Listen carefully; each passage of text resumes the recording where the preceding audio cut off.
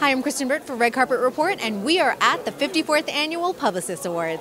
See you. See you. So pretty. Oh, thank you so much. Oh. I know. I was admiring your boots. So. Oh, well, thank you. I know. I know you've been talking up and down the line about the IMDb. As a SAG-AFTRA member myself, it's a little confusing because there's stuff that's been happening on the state level and stuff happening on the federal level. So can you kind of break it down for us? Yeah, so IMDb, we won the case here in California, became law. It's a California law, but now IMDb, Amazon, has decided that they don't want to comply by that law, so they're actually suing California, and we as SAG-AFTRA have joined in that lawsuit.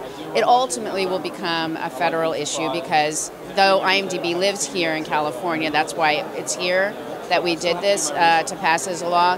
It's IMDb will ultimately, our desire is to be able to protect members no matter where they are, right, with this law. This is about stopping age discrimination in our industry, and we might finding ways to help people so that they can go and be judged on their work and not their age.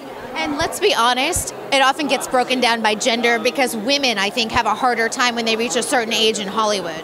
Well, women actually have a really difficult time in Hollywood at a certain age, but I have to tell you that I am hearing from men, and I hear from a lot of young people. You have to remember, for me, I was 29, auditioned for the role of a 16-year-old.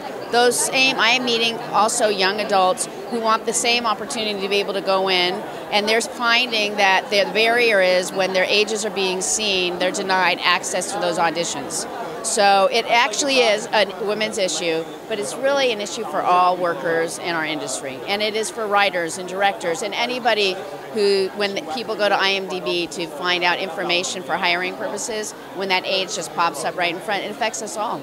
You know, you make a really good point on that, how it does really affect older actors that look under 18, and that becomes, you know, unless they're an emancipated minor, you want that 18-year-old to play the role. Right, well, and they often would like that, but then when you're having that extreme, like for me being 29 to 16-year-old, I think about how this role, playing Audrey, had changed my life.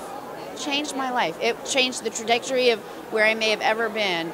And to have not been able to have that possibility, that opportunity, simply because somebody knew my age I think is devastating. It's just... It is devastating. I want to ask you, I hear this opinion out there too. Everyone says, oh, well, IMDb isn't the only place you can find an age. Like, we can go to Wikipedia. What do you say to that argument? Well, first of all, IMDb, it's different. Wikipedia and Google are searches. They're search engines, right? IMDb it's not a place for that. It's a place that people go to specifically for hiring in our industry. And if you really look at, we really crafted this narrowly so it wasn't affecting First Amendment issues.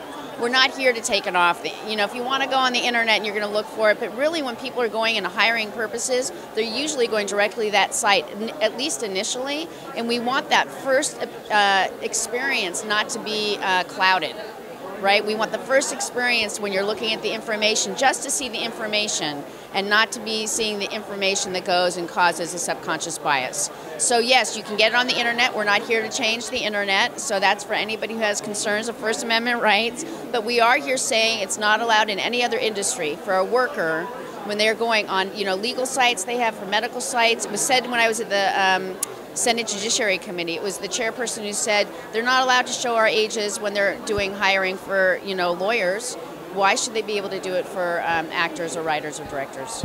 Well, I 100% agree with you and appreciate all the work you're doing for members and everyone else. And broadcasters. Broadcaster. We're part of SAG too. That's right, part of SAG-AFTRA. All of us, right? And our recording artists and everybody. They just want to work. You just want to work.